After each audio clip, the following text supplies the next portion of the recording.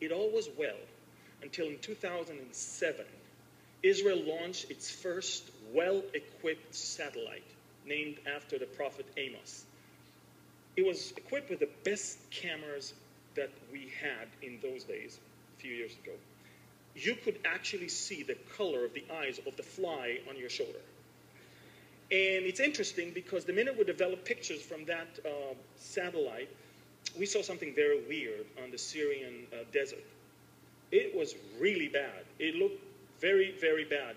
And we realized something is fishy here. We sniffed around, we realized, okay, now we understand why all those North Korean ships were unloading stuff and everything was transported to a, what they call it agricultural farm. We sent a team to Europe and we paid a visit to the head of the nuclear program of Syria. And we paid a visit to his hotel room. We just borrowed his laptop for a few hours while he was attending a function. And we, listen to this, we put it back where it belongs, I think with a little thank you note also. But once we got all the information out of that laptop, we realized this is a nuclear reactor made and run by the North Koreans. So immediately, we came to America and we said, President Bush, Condoleezza Rice, we have to do something. And you know, the administration was so messed up already with so many other front lines. They said, look, we don't have the proofs. We said, don't worry, we'll get the proofs. We sent the Israeli commander to the heart of the Syrian desert. We collected samples of soil from that area. We brought it all the way back. We tested it, radioactive. We realized this is it. America said, we're not sure we can do something. He said, don't worry, we'll do it. And September 6, 2007, that which you can see on the screen, a building up on the left, well, several Israeli F-15s dropped several bombs, and you see down below, there's nothing left.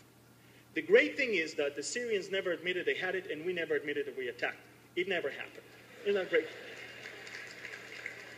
Over the past 2 years, you all know that there's a civil war going on in Syria, and that map will show you, all the red areas will show you, first of all, you see the size of Syria, it's huge.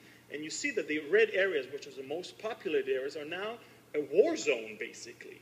And Israel realized this is probably the right time for us to take the opportunity and destroy the storage of weapons that are there, obviously, originally, to attack us.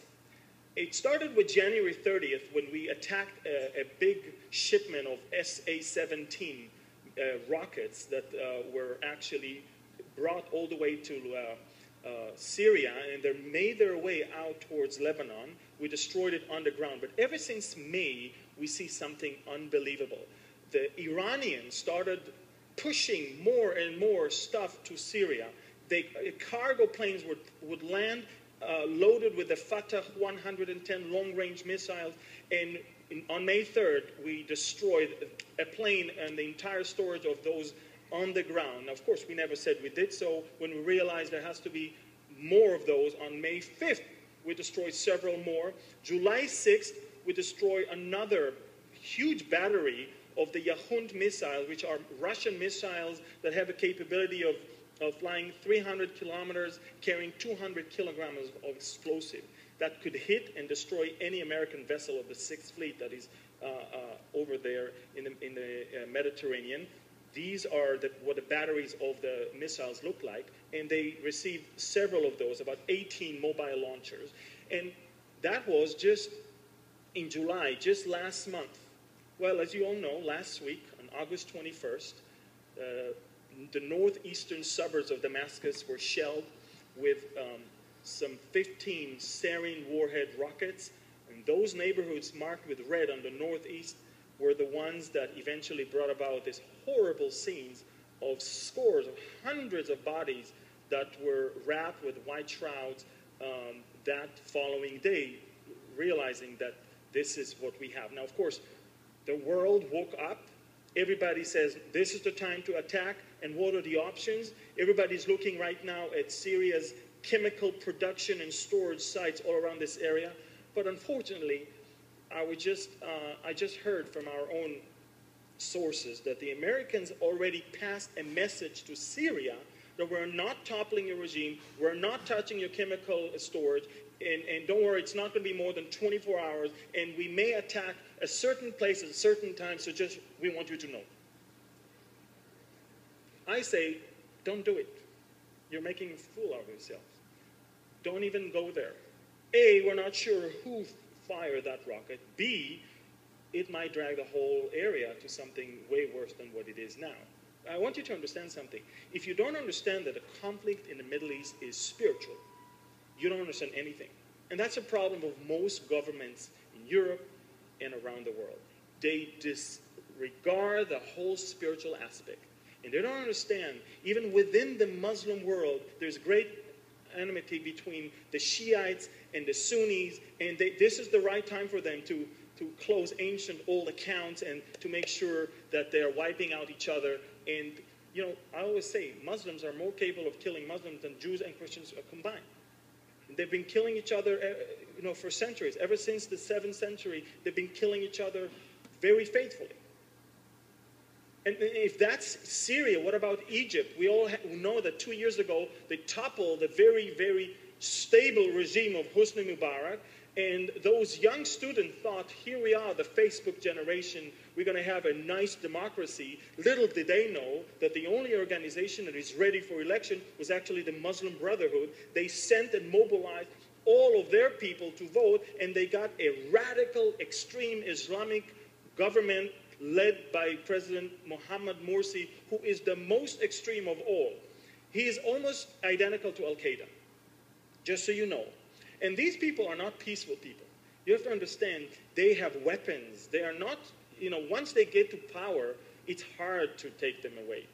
And so in July of 2013, just last month, big, big revolution. Once again, the military said, we are not going to let this one go. They toppled Morsi, and now the interim government is, of course, until there will be one more round of election. Just so you understand, Muslim Brotherhood is not a peaceful organization that is just rallying with some flowers. That's the way they fight the government. They have weapons, and they shoot, and they kill scores of policemen and military people.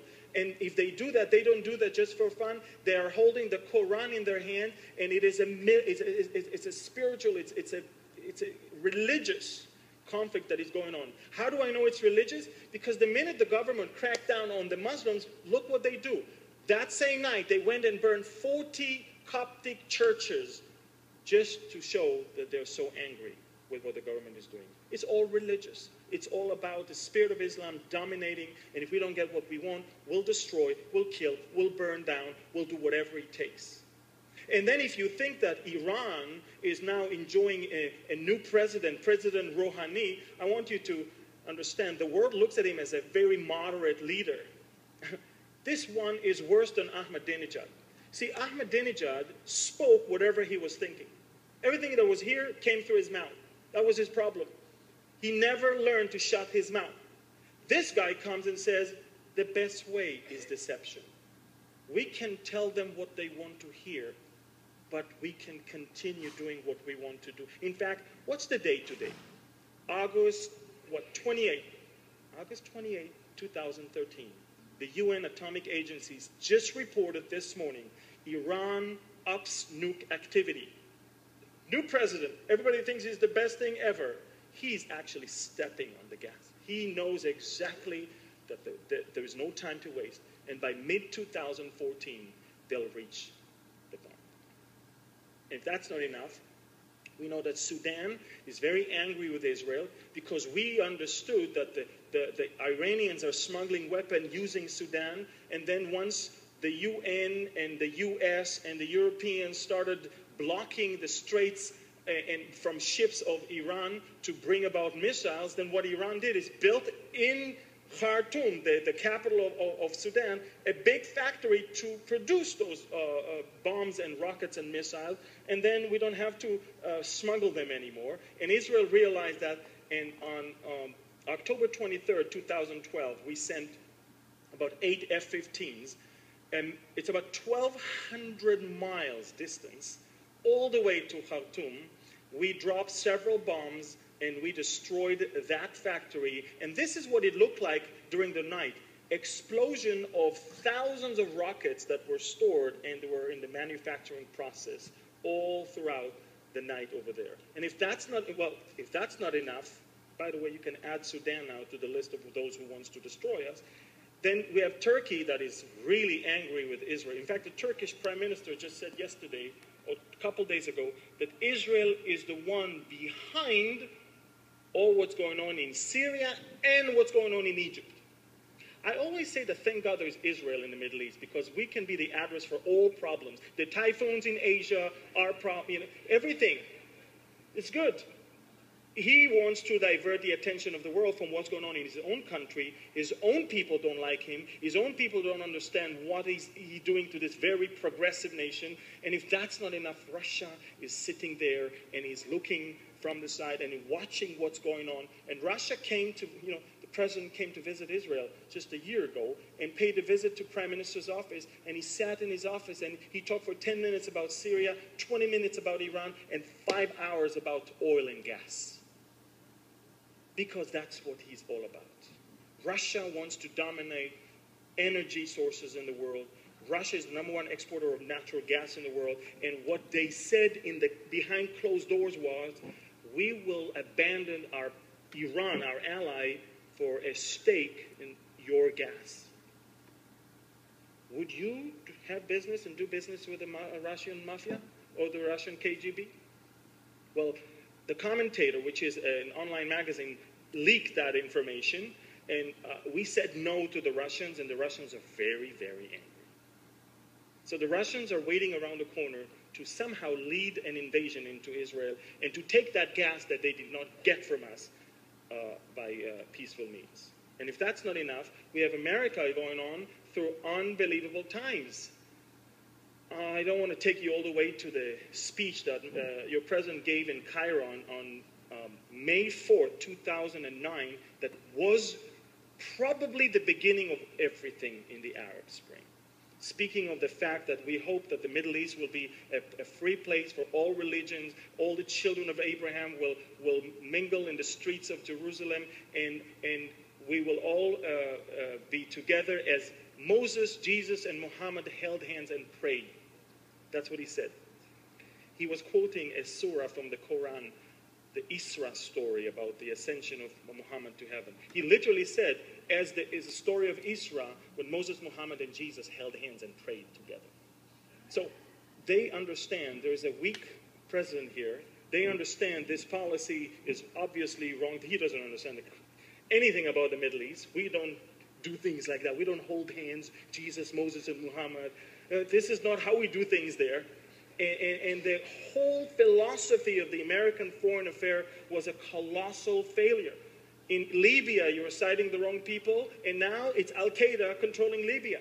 No wonder why you had what you had with your ambassador in Libya. And then in Egypt, you sided with the Muslim Brotherhood.